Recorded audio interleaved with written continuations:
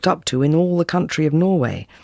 Its members renounced the pleasures of this world, for the earth and all that it held to them was but a kind of illusion, and the true reality was the new Jerusalem toward which they were longing.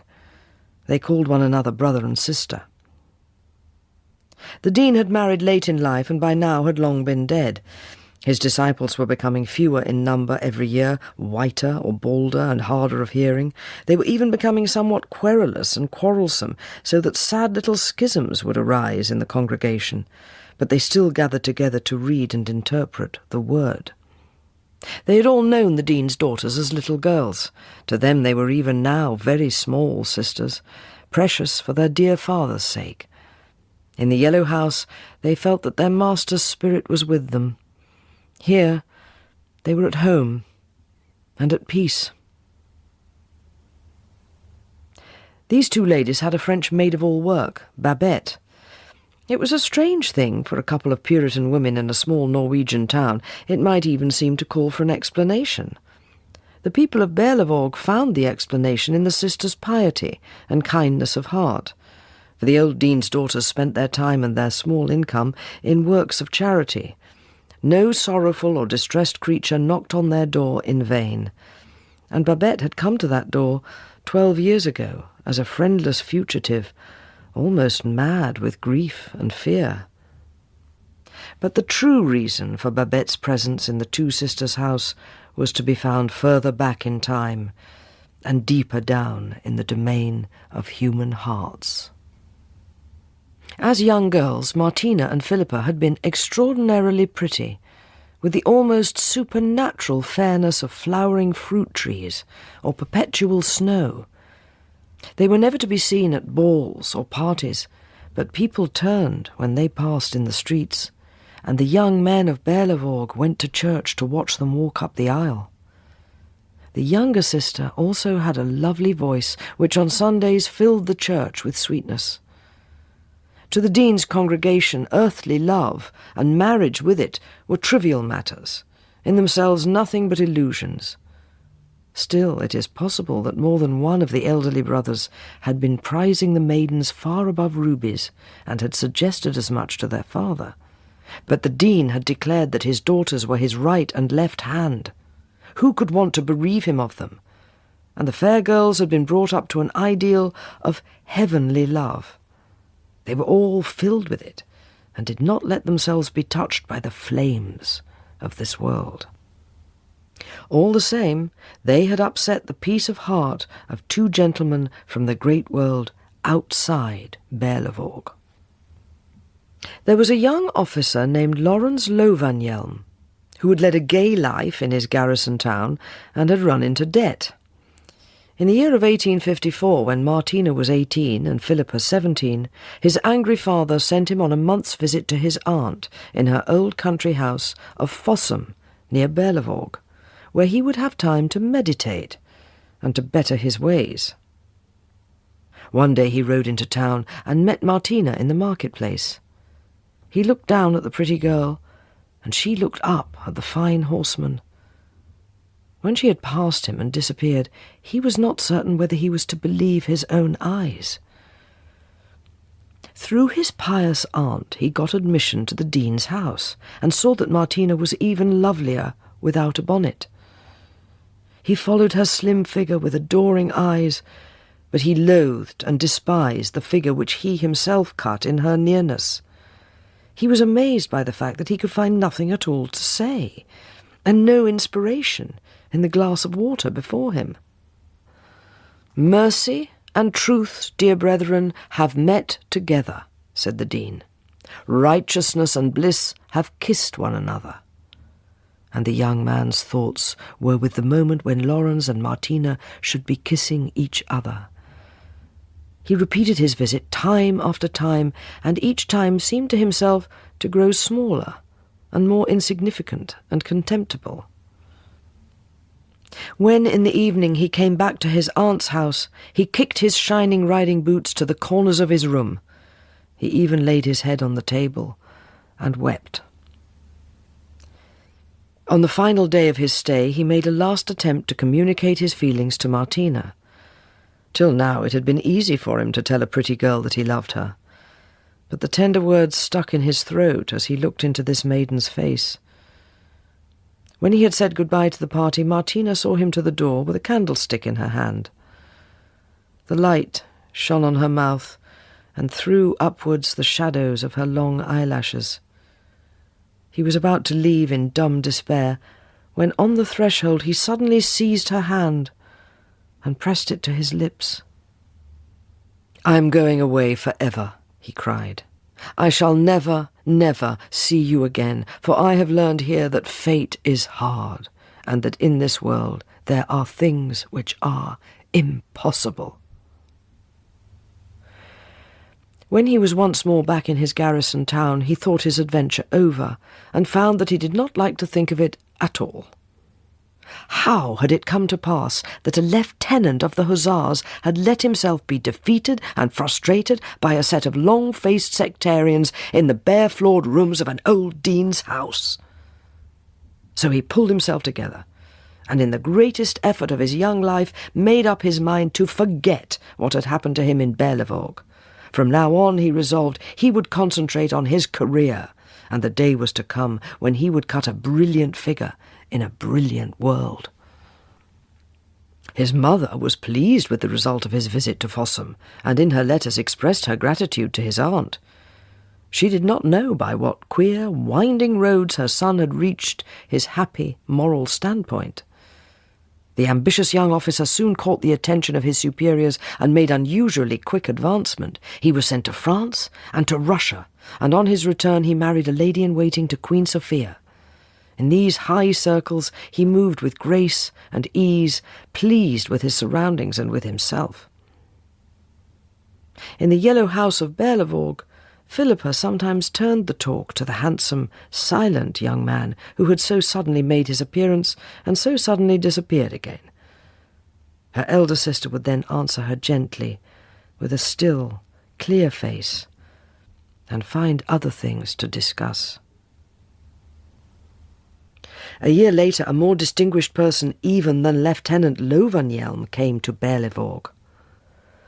The great singer Achille Papin of Paris had sung for a week at the Royal Opera of Stockholm. One evening, a lady of the court, who had been dreaming of a romance with the artist, had described to him the wild, grandiose scenery of Norway. His own romantic nature was stirred by the narration, and he had planned his way back to France round the Norwegian coast. But he felt small in the sublime surroundings. With nobody to talk to, he fell into that melancholy in which he saw himself as an old man at the end of his career, till, on a Sunday when he could think of nothing else to do, he went to church and heard Philippa sing. Then, in one single moment, he knew and understood all, for here were the snowy summits, the wild flowers, and the white Nordic nights translated into his own language of music and brought him in a young woman's voice. He had a vision. Here is a prima donna of the opera who will lay Paris at her feet. Achille Papin at this time was a handsome man of 40, with curly black hair and a red mouth. The idolization of nations had not spoiled him. He was a kind-hearted person and honest toward himself.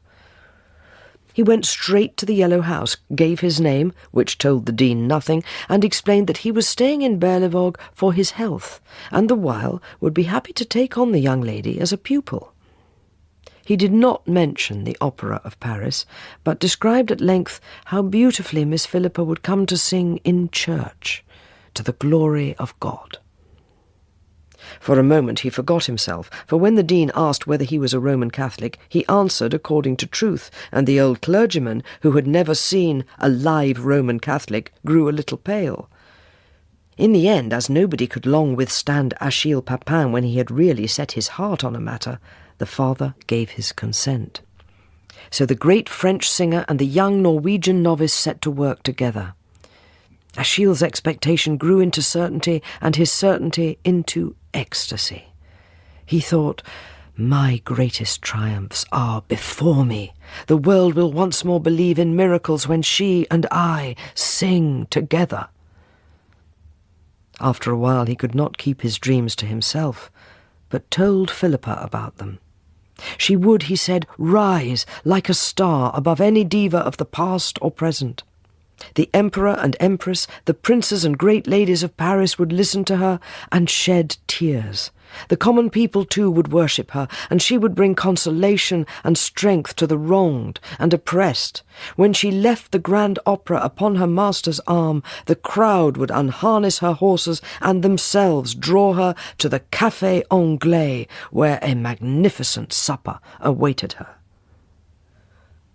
Philippa did not repeat these prospects to her father or her sister, and this was the first time in her life that she had had a secret from them. The teacher now gave his pupil the part of Zerlina in Mozart's opera Don Giovanni to study. He himself, as often before, sang Don Giovanni's part. He had never in his life sung as now.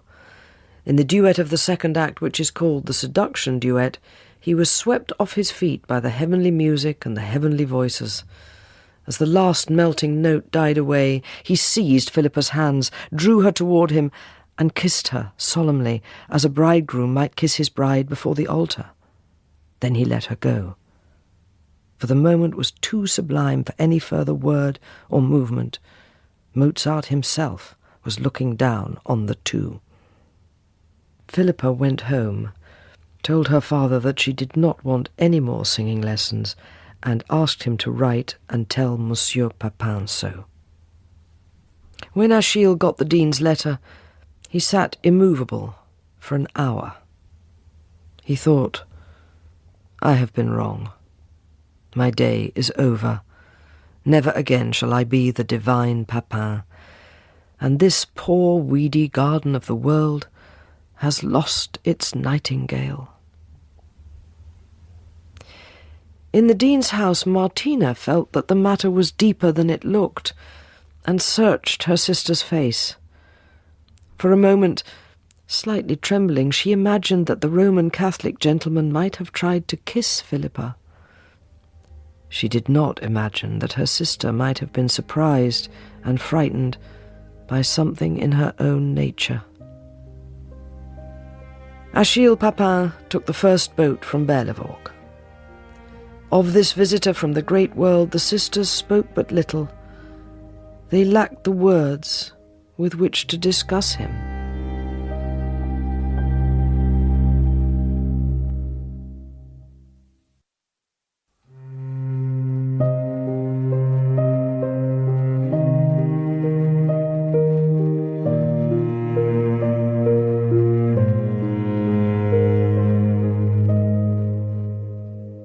"15 years after the departure of Achille Papin, the bell rope of the Yellow House was pulled violently 3 times.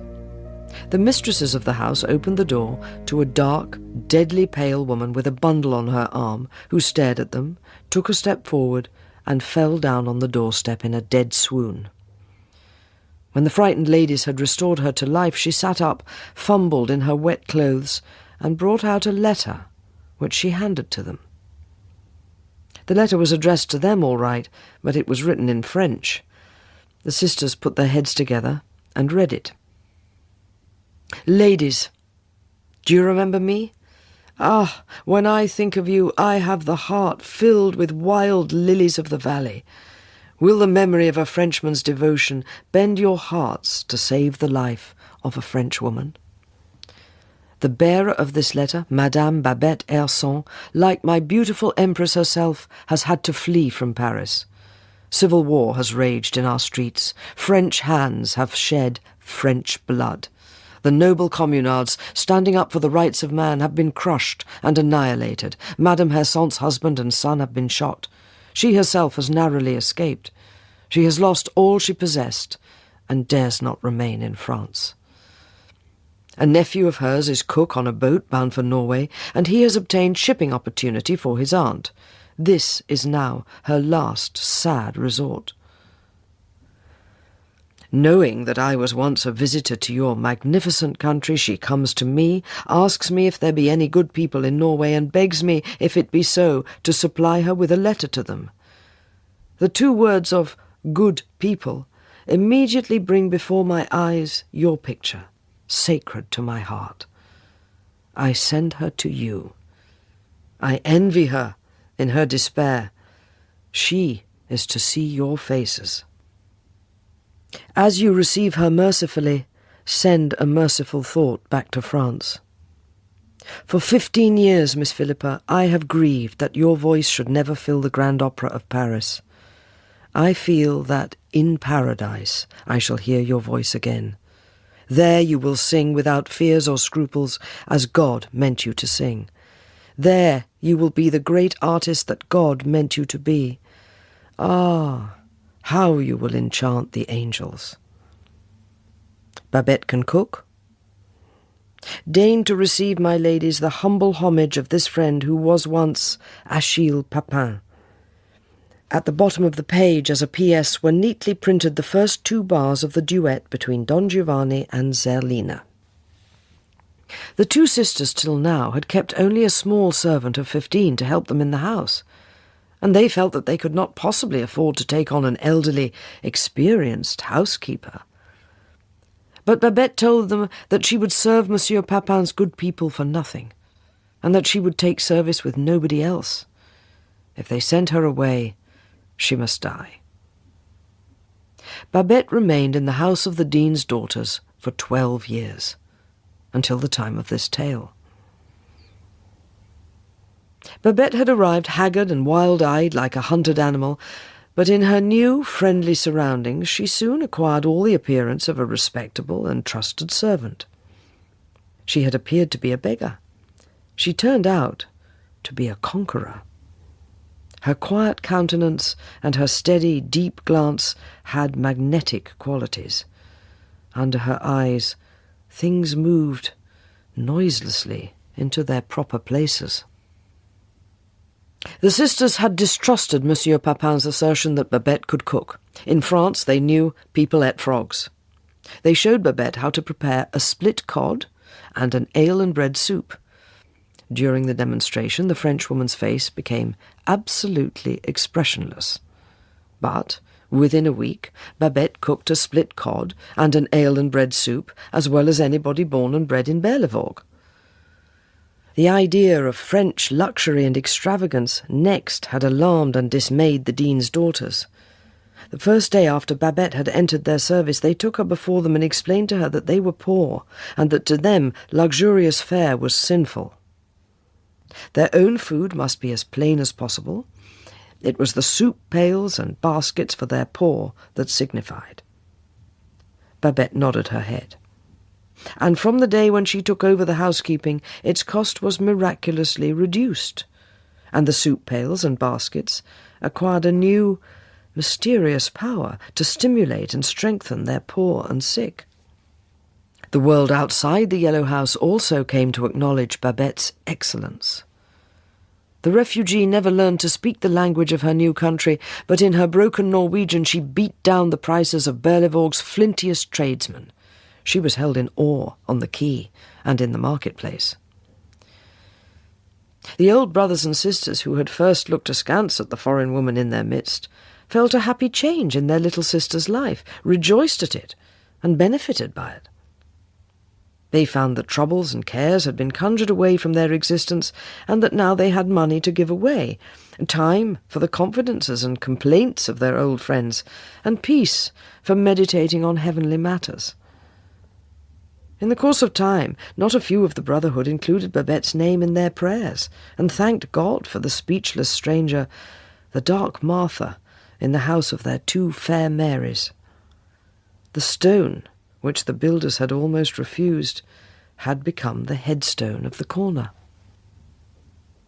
The ladies of the Yellow House were the only ones to know that their cornerstone had a mysterious and alarming feature to it. Hardly ever did Babette refer to her past life, but one day she suddenly informed them that she had for many years held a ticket in a French lottery, and that a faithful friend in Paris was still renewing it for her every year.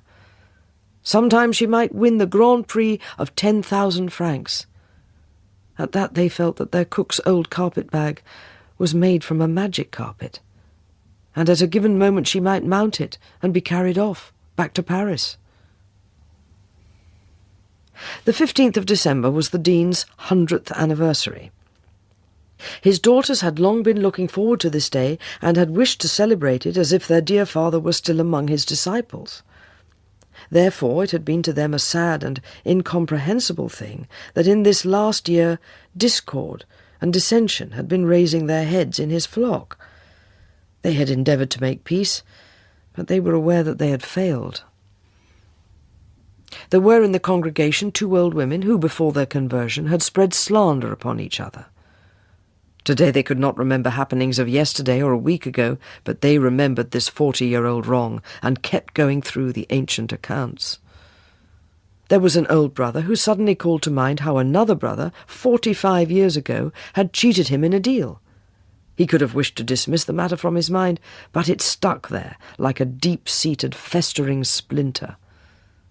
There was a grey, honest skipper and a furrowed, pious widow, who in their young days, while she was the wife of another man, had been sweethearts.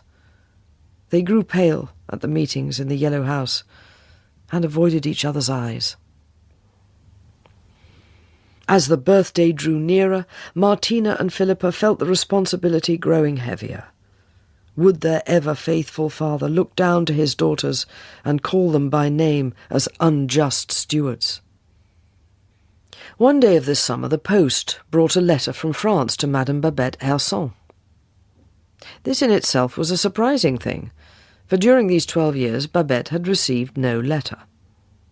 What, her mistresses wondered, could it contain? They took it into the kitchen to watch her open and read it.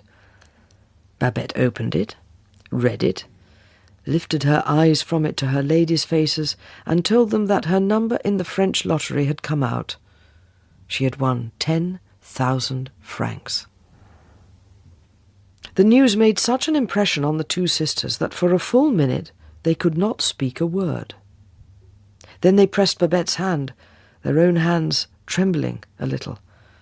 They had never before pressed the hand of a person who the moment before had come into possession of 10,000 francs. After a while, they realized that the happenings concerned themselves as well as Babette. The country of France, they felt, was slowly rising before their servants' horizon. Nobody, it was felt, in the Brotherhood could really blame Babette.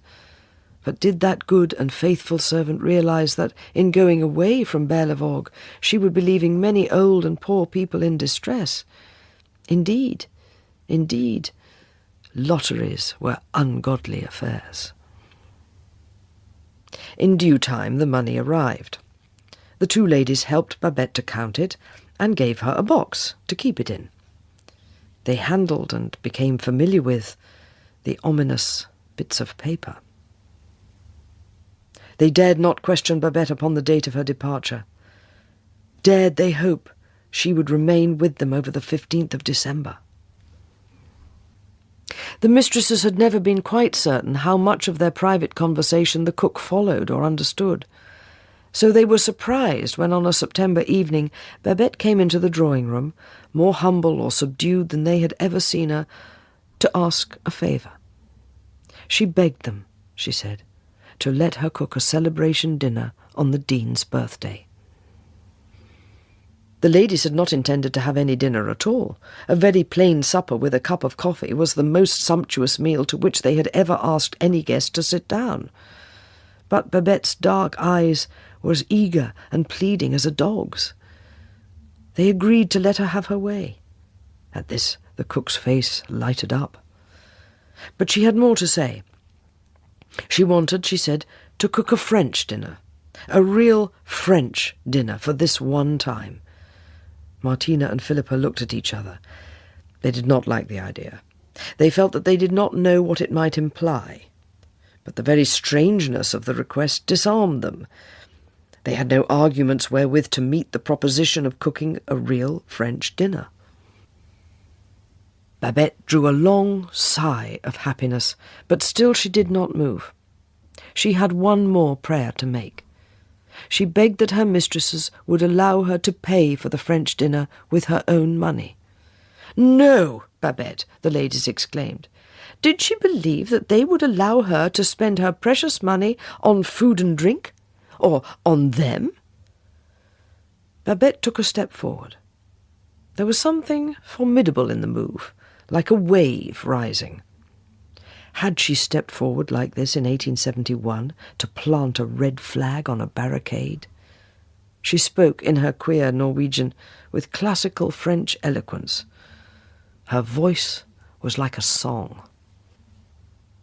Ladies, you who say your prayers every day, can you imagine what it means to a human heart to have no prayer to make?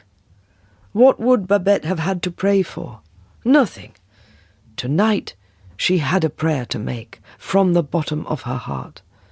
Do you not then feel tonight, my ladies, that it becomes you to grant it to her, with such joy as that with which the good God has granted you your own?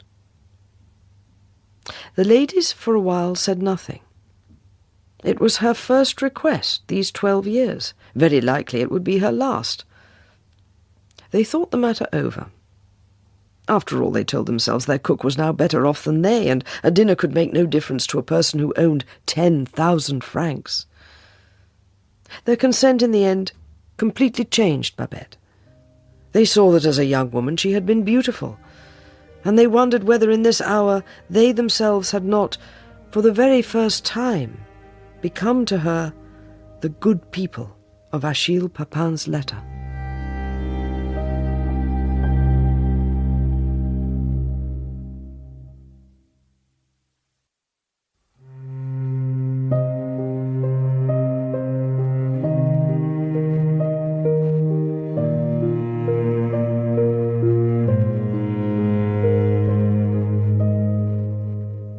In November, Babette went for a journey. She had preparations to make, she told her mistresses, and would need a leave of a week or 10 days. Her nephew, who had once got her to Christiania, was still sailing to that town. She must see him and talk things over with him. Babette was a bad sailor.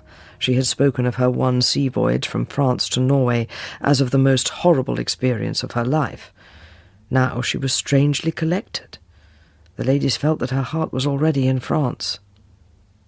After 10 days she came back to Berlevåg. Had she got things arranged as she wished, the ladies asked. Yes, she answered. She had seen her nephew and given him a list of the goods which he was to bring her from France. To Martina and Philippa this was a dark saying, but they did not care to talk of her departure, so they asked her no more questions. Babette was somewhat nervous during the next weeks. But one December day she triumphantly announced to her mistresses that the goods had arrived at Berlevåg. She had, she added, engaged an old man with a wheelbarrow to have them conveyed from the harbour to the house. "But what goods, Babette?" the ladies asked. "Why, the ingredients for the birthday dinner," Babette replied.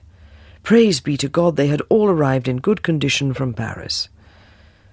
By this time Babette, like the bottled demon of the fairy tale, had swelled and grown to such dimensions that her mistresses felt small before her. They now saw the French dinner coming upon them, a thing of incalculable nature and range, but they had never in their life broken a promise. They gave themselves into their cook's hands. All the same, when Martina saw a barrow-load of bottles wheeled into the kitchen, she stood still. She touched the bottles and lifted one up. "What is there in this bottle, Babette?" she asked in a low voice. Babette answered, "It is a Clos Vougeot 1846. Martina had never suspected that wines could have names to them, and was put to silence. Late in the evening she opened the door to a ring, and was once more faced with the wheelbarrow, this time with a red-haired sailor boy behind it, as if the old man had by this time been worn out. The youth grinned at her as he lifted a big, undefinable object from the barrow. In the light of the lamp it looked like some greenish-black stone, but when set down on the kitchen floor it suddenly shot out a snake-like head and moved it slightly from side to side. Martina had seen pictures of tortoises, and had even, as a child, owned a pet tortoise. But this thing was monstrous in size and terrible to behold. She backed out of the kitchen without a word. She dared not tell her sister what she had seen. She passed an almost sleepless night. She thought of her father, and felt that on his very birthday she and her sister were lending his house to a witch's Sabbath. When at last she fell asleep, she had a terrible dream, in which she saw Babette poisoning the old brothers and sisters, Philippa and herself. Early in the morning she got up, put on her grey cloak, and went out in the dark street. She walked from house to house, opened her heart to her brothers and sisters, and confessed her guilt. She and Philippa, she said, had meant no harm. They had granted their servant a prayer, and had not foreseen what might come of it. Now she could not tell what, on her father's birthday, her guests would be given to eat or drink. She did not actually mention the turtle, but it was present in her face and voice.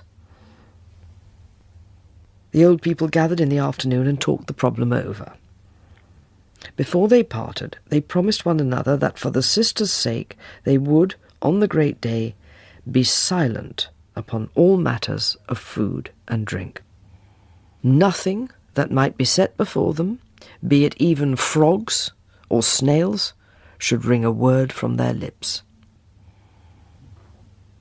So few things ever happened in the quiet existence of the Berlevorg Brotherhood that they were at this moment deeply moved and elevated. They shook hands on their vow, and it was to them as if they were doing so before the face of their master. On Sunday morning it began to snow. The white flakes fell fast and thick.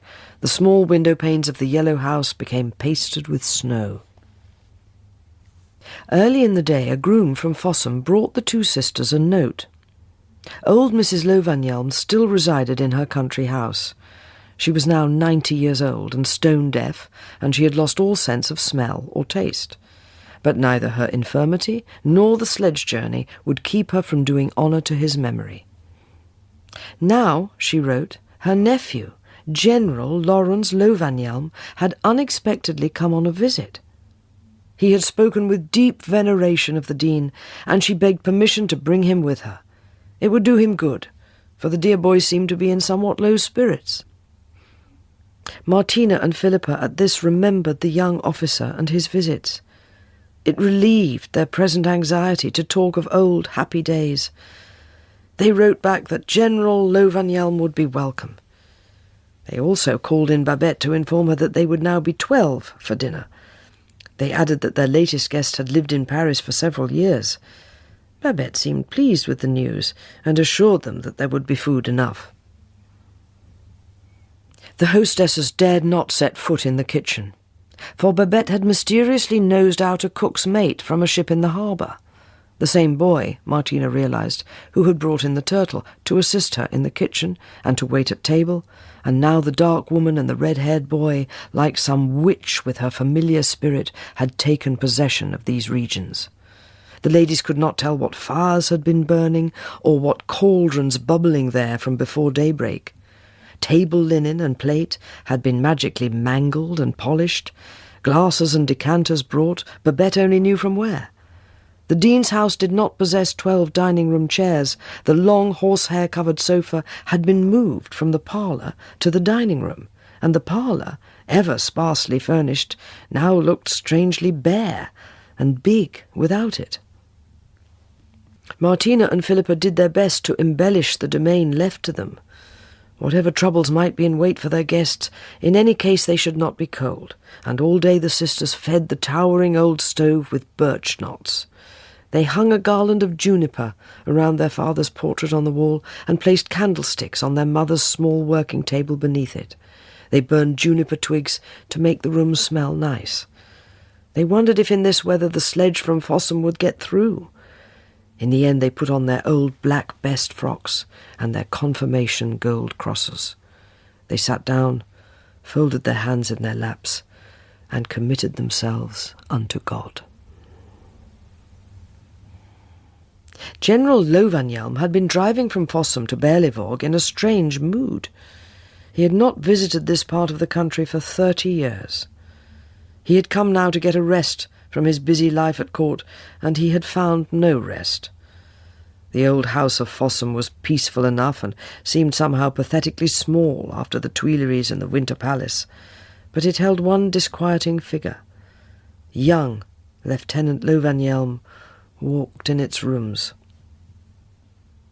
General Lovanhjelm saw the handsome slim figure pass close by him, and as he passed, the boy gave the elder man a short glance and a smile, the haughty, arrogant smile which youth gives to age. The general might have smiled back kindly and a little sadly as age smiles at youth, if it had not been that he was really in no mood to smile. General Lovanhjelm had obtained everything that he had striven for in life, and was admired and envied by everyone. Only he himself knew of a queer fact which jarred with his prosperous existence, that he was not perfectly happy. Something was wrong somewhere, and he carefully felt his mental self all over, as one feels a finger over to determine the place of a deep-seated, invisible thorn. He was in high favour with royalty. He had done well in his calling. He had friends everywhere. The thorn sat in none of these places. His wife was a brilliant woman, and still good-looking. Perhaps she neglected her own house a little for her visits and parties. She changed her servants every 3 months, and the general's meals at home were served unpunctually. The general, who valued good food highly in life, here felt a slight bitterness against the lady, and secretly blamed her for the indigestion from which he sometimes suffered. Still, the thorn was not here either. The strange meeting at Fossum had compelled him to make out the balance sheet of his life. Can the sum of a row of victories in many years and in many countries be a defeat? General Lovanhjelm had fulfilled Lieutenant Lovanhjelm's wishes, and had more than satisfied his ambitions. It might be held that he had gained the whole world, and it had come to this, that the stately, worldly wise older man now turned toward the naive young figure to ask him gravely, even bitterly, in what he had profited. Somewhere, something had been lost. When Mrs. Lovanhjelm had told her nephew of the Dean's anniversary, and he had made up his mind to go with her to Berlevåg, his decision had not been an ordinary acceptance of a dinner invitation. He would, he resolved, tonight make up his account with young Lawrence Lovanhjelm, who had felt himself to be a shy and sorry figure in the house of the Dean, and who in the end had shaken its dust off his riding boots. He would let the youth prove to him once and for all that 31 years ago he had made the right choice. The low rooms, the haddock, and the glass of water on the table before him should all be called in to bear evidence that in their milieu the existence of Lawrence Lovanhjelm would very soon have become sheer misery. He let his mind stray far away. In Paris he had been feted by high French cavalry officers, princes and dukes among them. A dinner had been given in his honour at the finest restaurant of the city. Opposite him at a table was a noble lady, a famous beauty, whom he had long been courting. In the midst of dinner, she had lifted her dark velvet eyes above the rim of her champagne glass, and without words had promised to make him happy. In the sledge, he now all of a sudden remembered that he had then for a second seen Martina's face before him, and had rejected it. For a while he listened to the tinkling of the sledge bells. Then he smiled a little, as he reflected how he would tonight come to dominate the conversation round that same table by which young Lawrence Lovanhjelm had sat mute. Large snowflakes fell densely.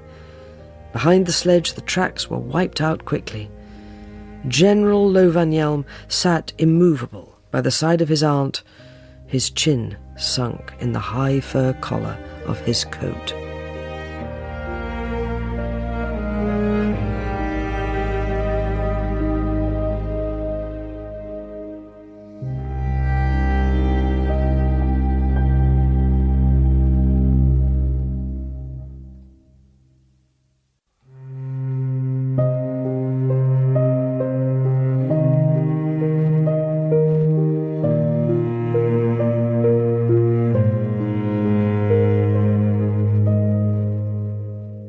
The old brothers and sisters arrived in small groups. Tonight the guests were met on the doorstep with warmth and sweet smell, and they were looking into the face of their beloved master wreathed with evergreen. Their hearts, like their numb fingers, thawed. One very old brother, after a few moments' silence, in his trembling voice struck up one of the master's own hymns. One by one the other voices fell in, thin, quivering women's voices, ancient, seafaring brothers' deep growls, and above them all Philippa's clear soprano, a little worn with age, but still angelic. Unwittingly the choir had seized one another's hands. They sang the hymn to the end, but could not bear to cease, and joined in another. In the middle of this hymn sledge bells were heard outside. The guests from Fossum had arrived. Martina and Philippa went to receive them and saw them into the parlour. Mrs. Lovenhjelm, with age, had become quite small, her face colourless like parchment, and very still.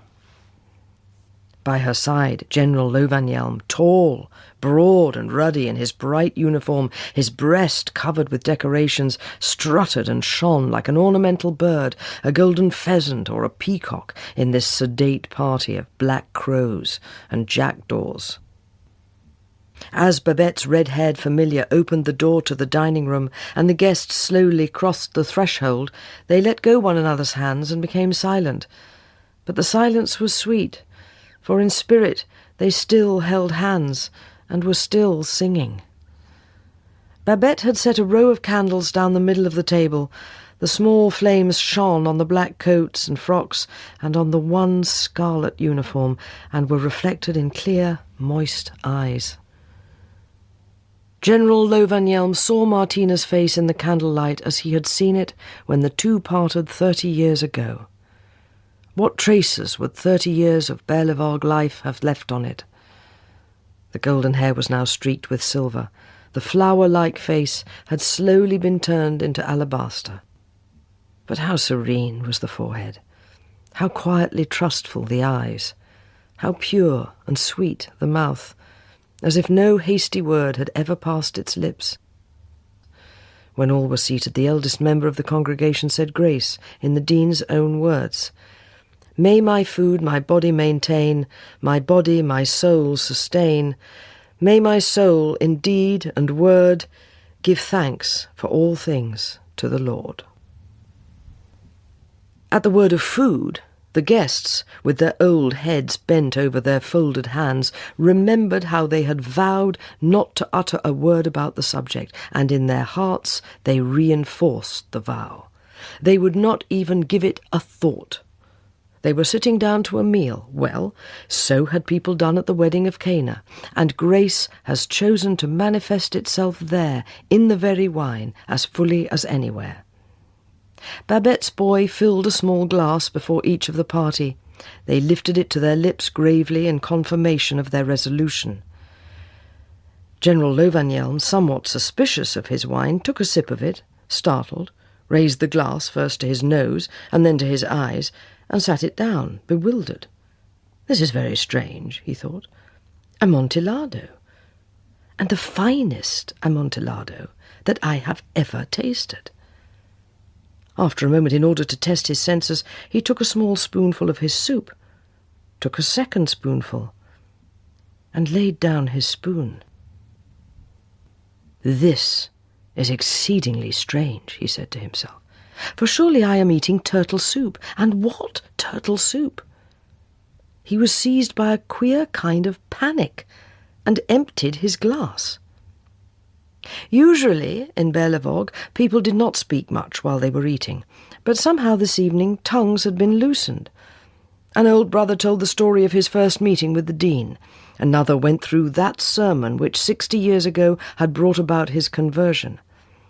An aged woman, the one to whom Martine had first confided her distress, reminded her friends how in all afflictions any brother or sister was ready to share the burden of any other. General Lovanhjelm, who was to dominate the conversation of the dinner table, related how the dean's collection of sermons was a favourite book of the Queen's. But as a new dish was served, he was silenced. "Incredible," he told himself. "It is blinis demidoff." He looked round at his fellow diners. They were all quietly eating their blinis demidoff without any sign of either surprise or approval, as if they had been doing so every day for 30 years. A sister on the other side of the table opened on the subject of strange happenings which had taken place while the dean was still amongst his children, and which one might venture to call miracles. Did they remember, she asked, the time when he had promised a Christmas sermon in the village the other side of the fjord? For a fortnight the weather had been so bad that no skipper or fisherman would risk the crossing. The villagers were giving up hope, but the dean told them that if no boat would take him, he would come to them, walking upon the waves. And behold, 3 days before Christmas, the storm stopped, hard frost set in, and the fjord froze from shore to shore, and this was a thing which had not happened within the memory of man. The boy once more filled the glasses. This time the brothers and sisters knew what they were given to drink was not wine, for it sparkled. It must be some kind of lemonade. The lemonade agreed with their exalted state of mind, and seemed to lift them off the ground into a higher and purer sphere.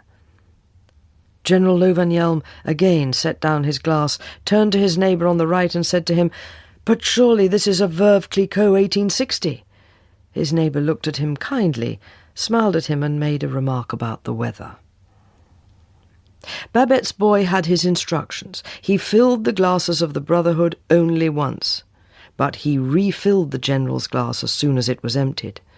The General emptied it quickly, time after time. For how is a man of sense to behave when he cannot trust his senses? It is better to be drunk than mad. Most often the people in Berlevåg, during the course of a good meal, would come to feel a little heavy. Tonight it was not so. The convives grew lighter in weight and lighter of heart the more they ate and drank. They no longer needed to remind themselves of their vow. It was, they realized, when man has not only altogether forgotten, but has firmly renounced all ideas of food and drink, that he eats and drinks in the right spirit. General Lovanhjelm stopped eating and sat immovable. Once more he was carried back to that dinner in Paris of which he had thought in the sledge. An incredibly recherché and palatable dish had been served there. He had asked its name from his fellow diner, Colonel Gallifet, and the colonel had smilingly told him that it was named caille en sarcophage. He had further told him that the dish had been invented by the chef of the very café in which they were dining, a person known all over Paris as the greatest culinary genius of the age, and, most surprisingly, a woman. And indeed, said Colonel Gallifet, this woman is now turning a dinner at the Café Anglais into a kind of love affair. Into a love affair of the noble and romantic category in which one no longer distinguishes between bodily and spiritual appetite or satiety. I have, before now, fought a duel for the sake of a fair lady. For no woman in all Paris, my young friend, would I more willingly shed my blood. General Lovanhjelm turned to his neighbour on the left and said to him, "But this is caille en sarcophage." The neighbour, who had been listening to the description of a miracle, looked at him absent-mindedly, then nodded his head and answered, Yes, certainly. What else would it be?" From the master's miracles, the talk round the table had turned to the smaller miracles of kindliness and helpfulness daily performed by his daughters. The old brother who had first struck up the hymn quoted the dean, saying, "The only things which we may take with us from our life on earth are those which we have given away." The guests smiled. What nabobs would not the poor simple maidens become in the next world? General Lovenhjelm no longer wondered at anything. When a few minutes later he saw grapes, peaches, and fresh figs before him, he laughed to his neighbour across the table and remarked, "Beautiful grapes." His neighbour replied, "And they came unto the brook of Eshcol, and cut down a branch with one cluster of grapes, and they bare it, 2 upon a staff." Then the general felt that the time had come to make a speech. He rose, stood up very straight. Nobody else at the dinner table had stood up to speak. The old people lifted their eyes to the face above them in high, happy expectation. They were used to seeing sailors and vagabonds dead drunk with the crass gin of the country, but they did not recognize in a warrior and courtier the intoxication brought about by the noblest wine of the world. "Mercy and truth, my friends, have met together," said the general. "Righteousness and bliss shall kiss one another." He spoke in a clear voice which had been trained in drill grounds and had echoed sweetly in royal halls, and yet he was speaking in a manner so new to himself and so strangely moving that after his first sentence he had to make a pause. For he was in the habit of forming his speeches with care, conscious of his purpose, but here, in the midst of the dean's simple congregation, it was as if the whole figure of General Lovenhjelm, his breast covered with decorations, were but a mouthpiece for a message which meant to be brought forth. "Man, my friends," said General Lovenhjelm, "is frail and foolish. We have all of us been told that grace is to be found in the universe. But in our human foolishness and short-sightedness we imagine divine grace to be finite. For this reason we tremble." Never till now had the general stated that he trembled. He was genuinely surprised, and even shocked, at hearing his own voice proclaim the fact. "We tremble before making our choice in life, and after having made it, again tremble in fear of having chosen wrong. But the moment comes when our eyes are opened and we see and realize that grace is infinite. Grace, my friends, demands nothing from us but that we shall await it with confidence and acknowledge it in gratitude. Grace, brothers, makes no conditions and singles out none of us in particular. Grace takes us all to its bosom and proclaims general amnesty. See, that which we have chosen is given us, and that which we have refused is also, and at the same time, granted us.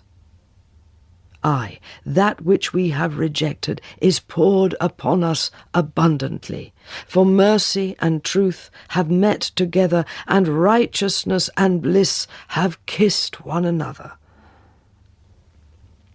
The brothers and sisters had not altogether understood the general's speech, but his collected and inspired face and the sound of well-known and cherished words had seized and moved all hearts. In this way, after 31 years, General Lovenhjelm succeeded in dominating the conversation at the dean's dinner table.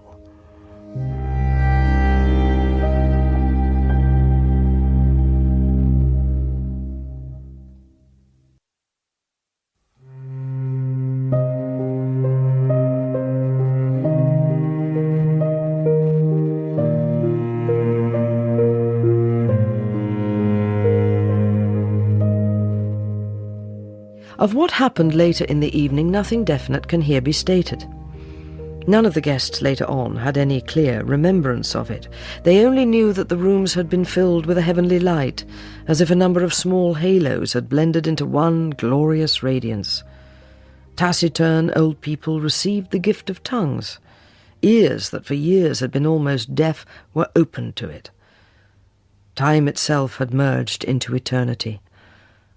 The two old women who had once slandered each other now, in their hearts, went back a long way, past the evil period in which they had been stuck, to those days of their early girlhood, when together they had been preparing for confirmation, and hand in hand had filled the roads around Berlevarg with singing. A brother in the congregation gave another a knock in the ribs like a rough caress between boys, and cried out, "You cheated me on that timber, you old scoundrel." The brother thus addressed almost collapsed in a heavenly burst of laughter, but tears ran from his eyes. "Yes, I did so, beloved brother," he answered. "I did so."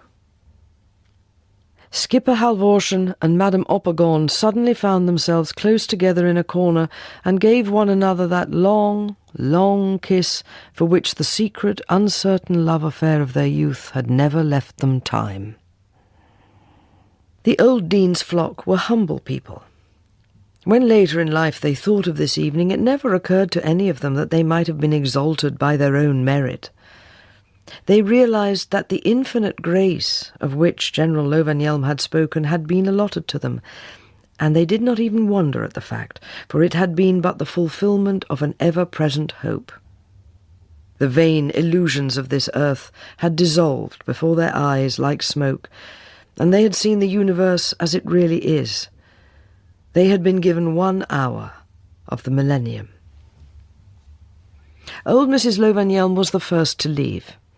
Her nephew accompanied her, and their hostesses lighted them out. While Philippa was helping the old lady into her many wraps, the general seized Martina's hand and held it for a long time without a word. At last he said, "I have been with you every day of my life. You know, do you not, that it has been so?" "Yes," said Martina. "I know that it has been so. And," he continued, "I shall be with you every day that is left to me. Every evening I shall sit down, if not in the flesh, which means nothing, in spirit, which is all, to dine with you just like tonight. For tonight I have learned, dear sister, that in this world anything is possible." "Yes, it is so, dear brother," said Martina. "In this world anything is possible." Upon this they parted. When at last the company broke up, it had ceased to snow. The town and the mountains lay in white, unearthly splendour, and the sky was bright with thousands of stars. The guests from the yellow house wavered on their feet, staggered, sat down abruptly, or fell forward on their knees and hands, and were covered with snow, as if they had indeed had their sins washed white as wool, and in this regained innocent attire were gambolling like little lambs. It was to each of them blissful to have become as a small child. It was also a blessed joke to watch old brothers and sisters who had been taking themselves so seriously in this kind of celestial second childhood. "Bless you, bless you, bless you," like an echo of the harmony of the spheres rang on all sides. Martina and Philippa stood for a long time on the stone steps outside the house. They did not feel the cold. "The stars have come nearer," said Philippa. "They will come every night," said Martina quietly.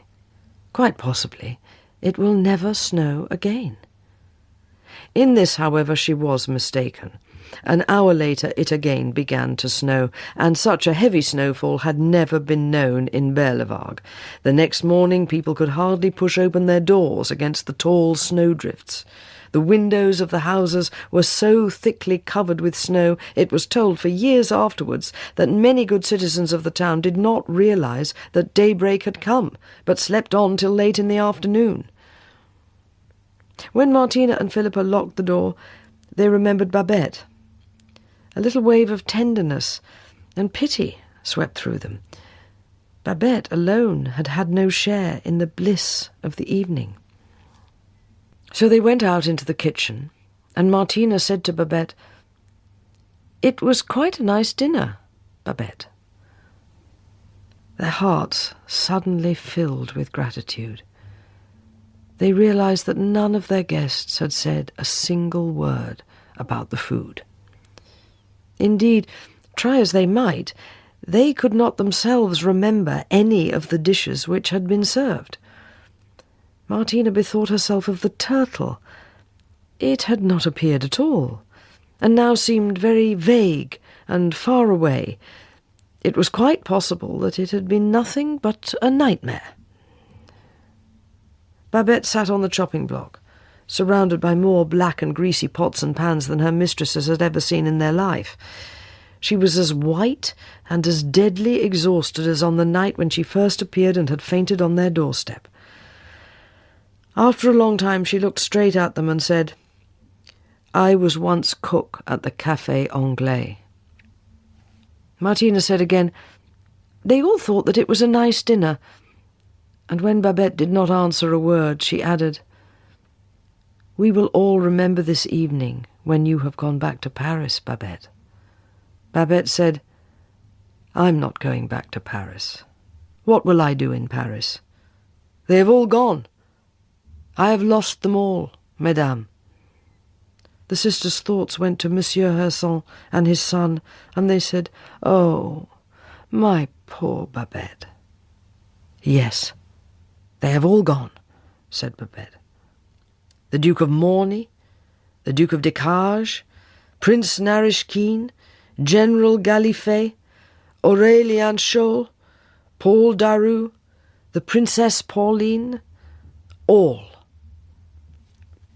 The strange names and titles of people lost to Babette faintly confused the two ladies, but there was such an infinite perspective of tragedy in her announcement that in their responsive state of mind they felt her losses as their own, and their eyes filled with tears. At the end of another long silence, Babette suddenly smiled slightly at them and said, "And how would I go back to Paris, mesdames? I have no money." "But the 10,000 francs?" the sisters asked in a horrified gasp. "The 10,000 francs have been spent," said Babette. The sisters sat down. For a full minute they could not speak. "But 10,000 francs?" Martina slowly whispered. "What will you, mesdames?" said Babette with a great dignity. "A dinner for 12 at the Café Anglais would cost 10,000 francs." The ladies still did not find a word to say. The piece of news was incomprehensible to them.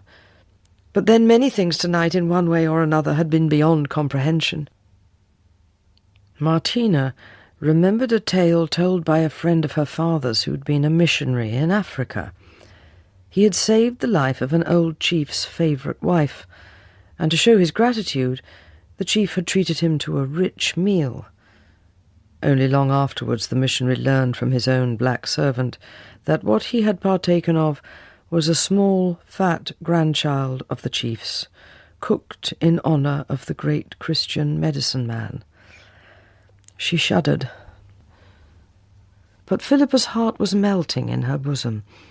It seemed that an unforgettable evening was to be finished off with an unforgettable proof of human loyalty and self-sacrifice. "Dear Babette," she said softly, "you ought not to have given away all you had for our sake."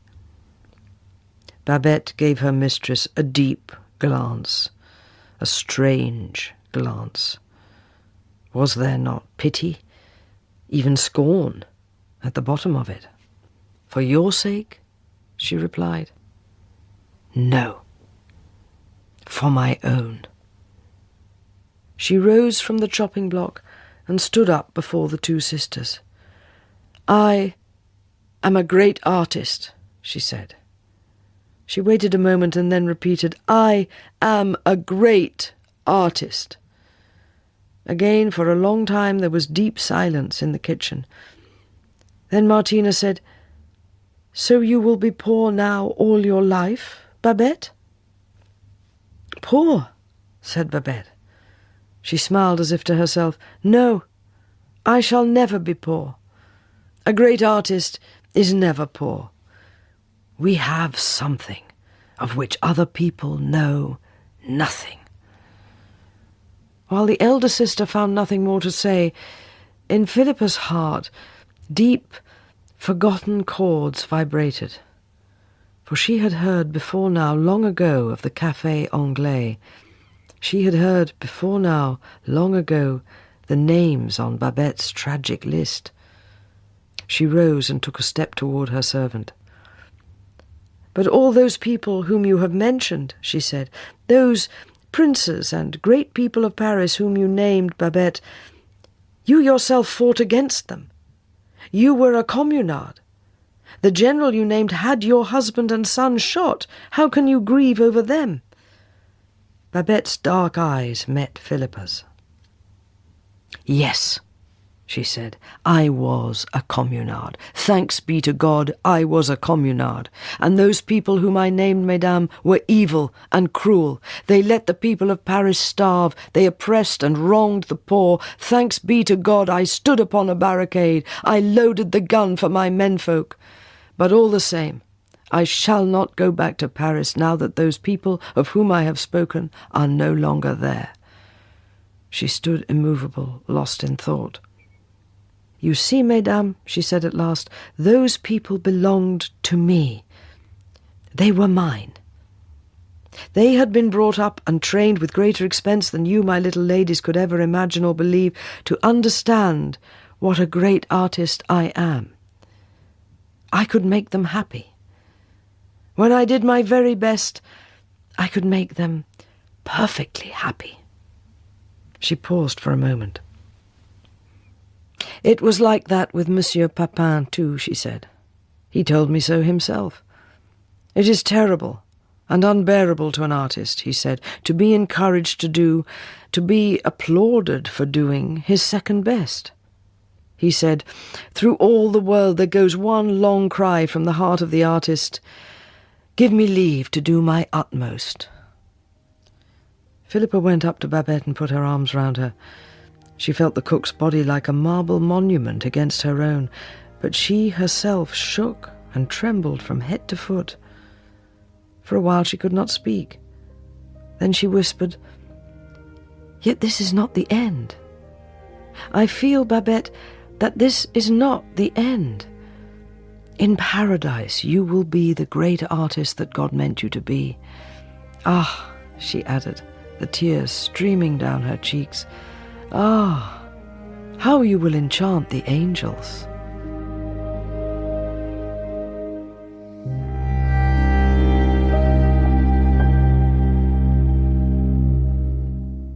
Sylvestre Latouzel reading Karen Blixen's Babette's Feast. The producer was Ailey McCready.